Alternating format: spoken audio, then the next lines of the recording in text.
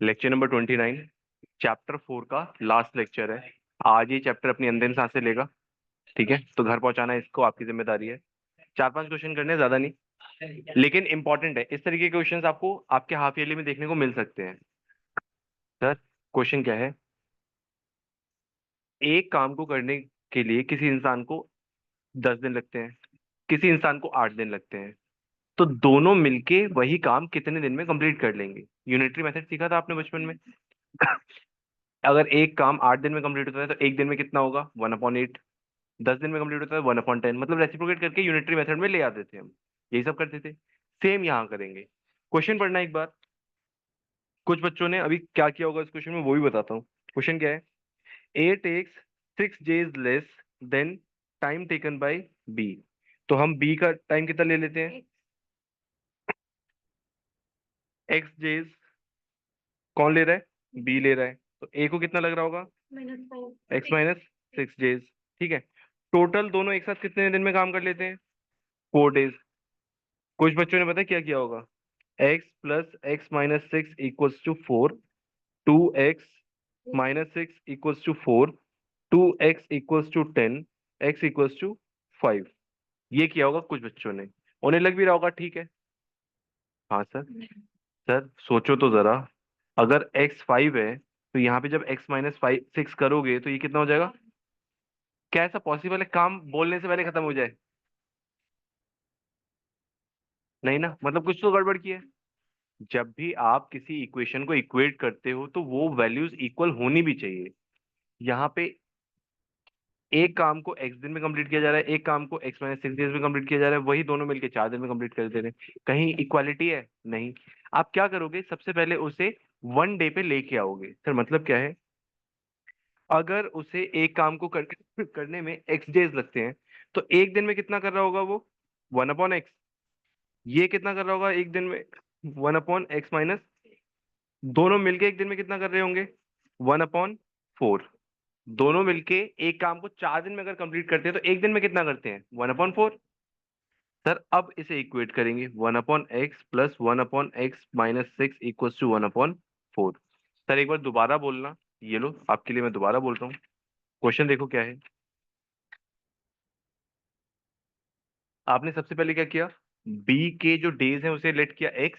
ए के डेज कितने आ गए अकॉर्डिंग टू क्वेश्चन? x - 6। बी एक दिन में कितना काम करेगा? 1/x। ए एक दिन में कितना काम करेगा? 1/x - 6।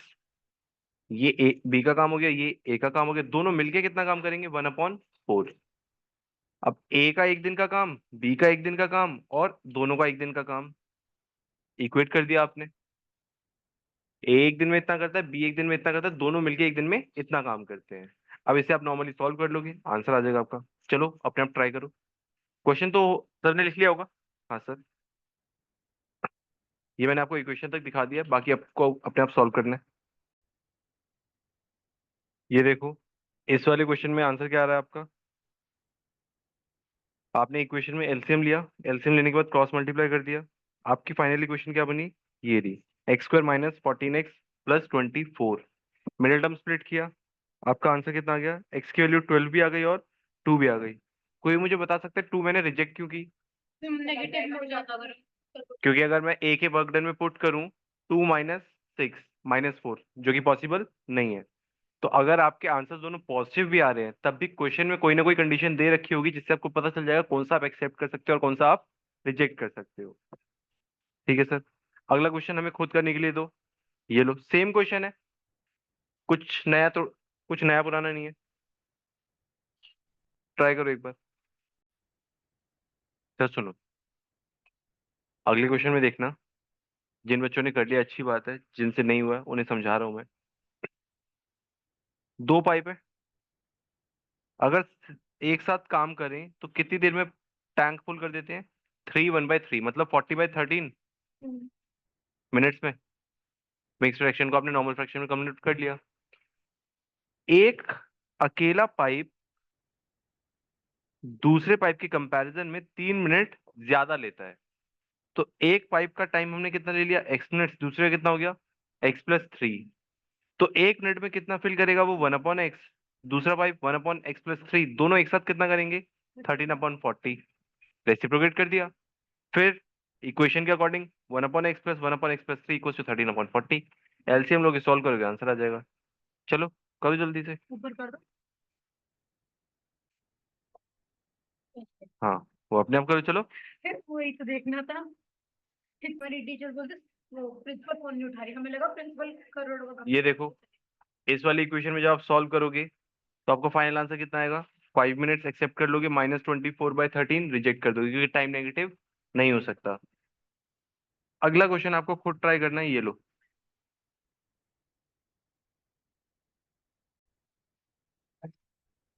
हो सकता है कि आपको ये वाला क्वेश्चन समझ आ गया हो या फिर हो सकता है कि आपको समझ ना आया हो, दोनों ही पॉसिबिलिटीज है। अब मैं समझा रहा हूँ, देखो क्वेश्चन क्या कह रहा है। In the centre of a rectangular lawn of dimension this, a rectangular pond has to be constructed. एक लॉन है जिसकी डायमेंशन क्या है, 50/40। उसके सेंटर में आपको क्या बनाना है, एक पॉन्ड बनाना है। तो सेंटर में मतलब ऊपर की जो लेंथ है उसमें से और ब्रेथ में से इक्वल एरिया डिक्रीज होगा, इक्वल लेंथ डिक्रीज होगी सर, मतलब इस तरीके की कुछ फिगर बनेगी। टोटल लेंथ कितनी थी पॉन्ड की सॉरी, टोटल लेंथ कितनी थी लॉन की? 50। ब्रेथ कितनी थी? 40। इसमें सेंटर में आपने क्या बना दिया, एक पॉन्ड। तो यहाँ से भी एक्स कम किया, यहाँ से भी एक्स कम किया, इधर से भी एक्स कम किया, इधर से भी एक्स कम किया। ये सुनो, तो समझ आया? नहीं समझ आया? एरिया ऑफ पॉन्ड तक तो निकल गया। हाँ बेटा ये देखो, ये कह रहा है, क्या कह रहा है सर, एक आपके पास लॉन है जिसकी लेंथ कितनी है, 50/40। ठीक है, इसमें उसने क्या किया, इसके सेंटर में, सेंटर का मतलब क्या होता है, चारों तरफ से सेम आप क्या करते हो, विथ काट सेम वेट कट आउट करते हो। सेम वेट हमने कितनी लेट कर ली, एक्स। तो सेंटर वाला ये पोर्शन आया होगा, ये सुनो। तो जब मैंने यहाँ पे एक्स कम किया, यहाँ से भी एक्स कम किया, तो ब्रेथ में मैंने कितना कम कर दिया, 2x कम कर दिया। लेंथ में मैंने कितना कम कर दिया, 2x कम कर दिया। ये सुनो, तो मेरी जो पॉन्ड की लेंथ है वो कितनी आ गई, 50 - 2x। और जो मेरी पॉन्ड की ब्रेथ है वो कितनी आ गई, 40 - 2x। अब मेरे पास दो फिगर है, एक लॉन है, दूसरा क्या है, पॉन्ड है। लॉन की फिगर, लॉन की डायमेंशन क्या है, 50 × 40। पॉन्ड की डायमेंशन क्या है, 50 - 2x क्रॉस 40 - 2x। समझ आया? अब वो क्या कह रहा है कि ये जो पॉन्ड है उसके चारों तरफ जो ये एरिया है, जो ये ट्रैक है, वो किससे भरी हुई है, ग्रास से। और इस चीज का एरिया कितना है, 1184। अब मैं आपसे लॉजिकल क्वेश्चन पूछ रहा हूँ।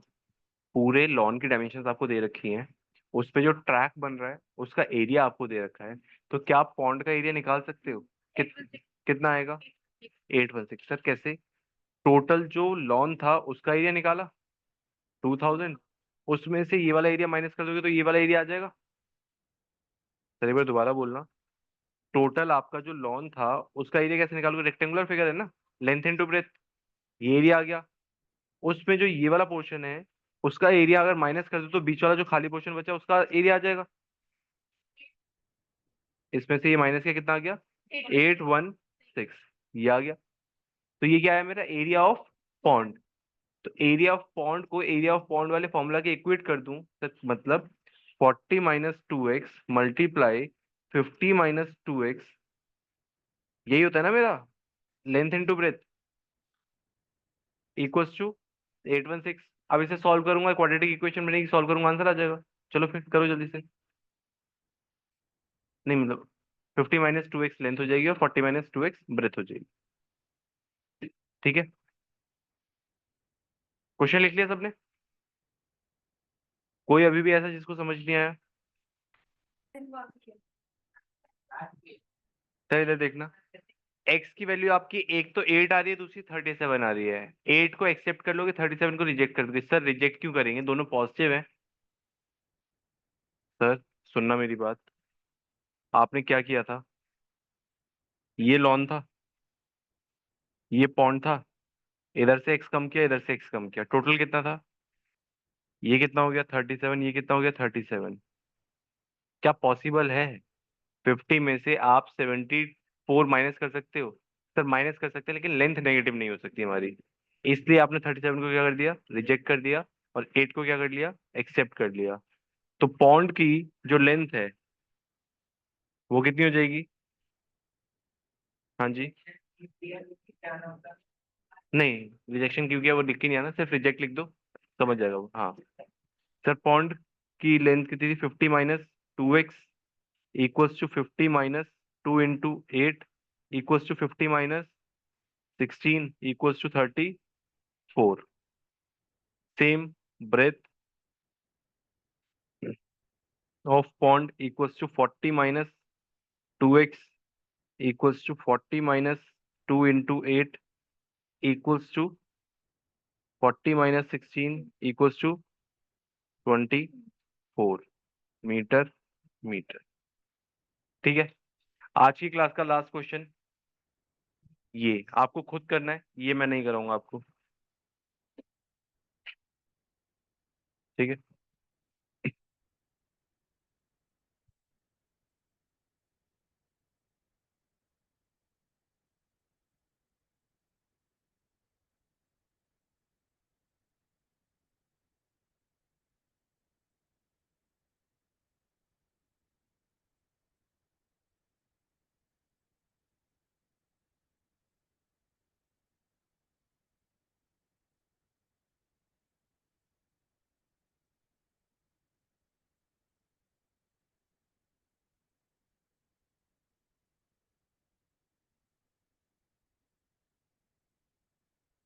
मिलिट्री में फिर से करेगा। हाँ, जैसे सेकंड क्वेश्चन किया था वैसे ही कर दो, इसके ऊपर वाला सेकंड या नंबरिंग में सेकंड? नंबरिंग से।